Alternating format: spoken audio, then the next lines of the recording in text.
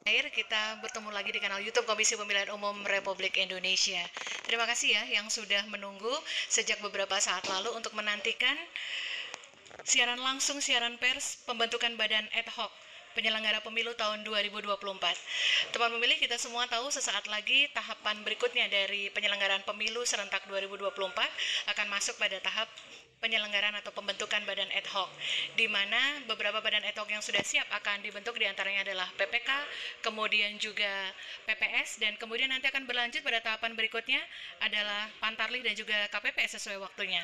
Teman pemilih, untuk PPK dan PPS yang pada tahapan awal akan segera dibentuk terlebih dahulu, akan kita segera dengarkan penjelasan dari pimpinan KPU yang akan segera hadir di hadapan seluruh teman pemilih saat ini. Saat ini kita sudah bersama dengan jajaran pimpinan KPU, Ketua Komisi Pemilihan Umum, Bapak Hashim Asyari, kemudian anggota KPU, Bapak Parsadana Harahap, Bapak Yulianto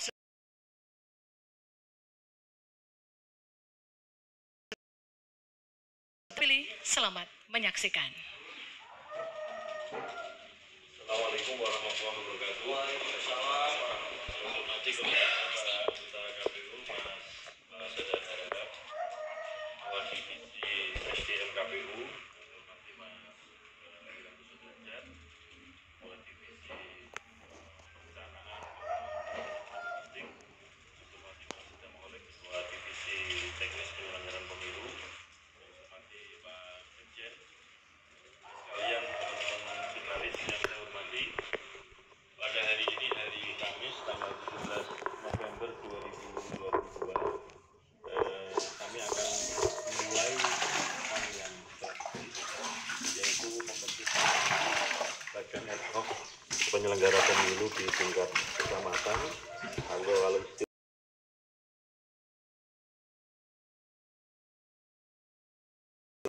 ini akan dilakukan secara serentak di semua kecamatan di seluruh Indonesia. Kalau di Papua itu istilahnya distrik ya, kecamatan di sana distrik. Kalau di Papua istilahnya PPD. Nah, karena ini dilakukan secara serentak di seluruh Indonesia, maka penting bagi kami untuk menyampaikan informasi strategis ini kepada publik, kepada warga negara Indonesia, dalam rangka untuk rekrutmen dan seleksi pembentukan PPK penyelenggara pemilu 2024 di tingkat kecamatan. Oleh karena itu secara detail keterangan dan penjelasan tentang pembentukan PPK akan disampaikan oleh Mas Parsadana Harahap sebagai Ketua Divisi SDM. Silakan Mas.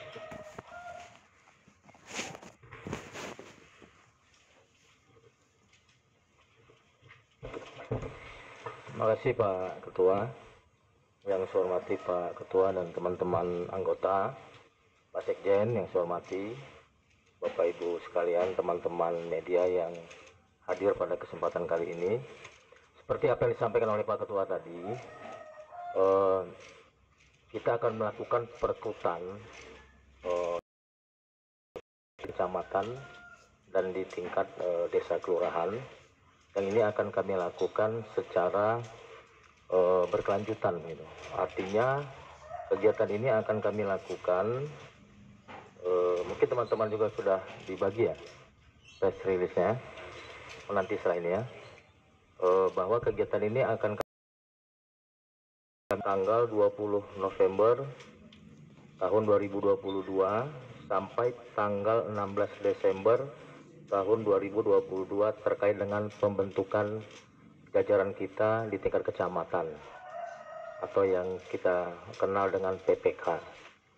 Nah, kemudian kegiatan ini kami lakukan kurang lebih prosesnya selama 27 hari. Dimulai tadi apa yang saya sampaikan di depan itu tanggal 20 November. Nah, Bapak Ibu sekalian, terkait dengan kegiatan ini tentunya setelah terbitnya PKPU 8 terkait dengan pembentukan badan ad hoc kita, teman-teman di tingkat provinsi dan kabupaten kota sudah melakukan kegiatan sosialisasi terkait dengan pembentukan PPK dan PPS kita. Bapak Ibu sekalian, perlu kami sampaikan bahwa kegiatan ini sebenarnya menjadi tanggung jawab jajaran kami di tingkat KPU Kabupaten Kota. Nah, posisi kami di KPU RI dan KPU Provinsi melakukan supervisi terhadap kegiatan ini, dan KPU Provinsi mengkoordinasikan semua tahapan ini dipastikan bisa berjalan dengan sebaik-baiknya. Pada kesempatan ini mungkin perlu kami sampaikan terkait dengan persyaratan ya. Persyaratan perekrutan jajaran kita di tingkat kecamatan dan desa kelurahan dalam hal ini adalah PPK dan PPS. Secara norma ini sebenarnya sudah tercantum di dalam Undang-Undang 7. Adapun syaratnya yang pertama bahwa warga negara Indonesia, kemudian berusia paling rendah 17 tahun untuk PPK dan PPS.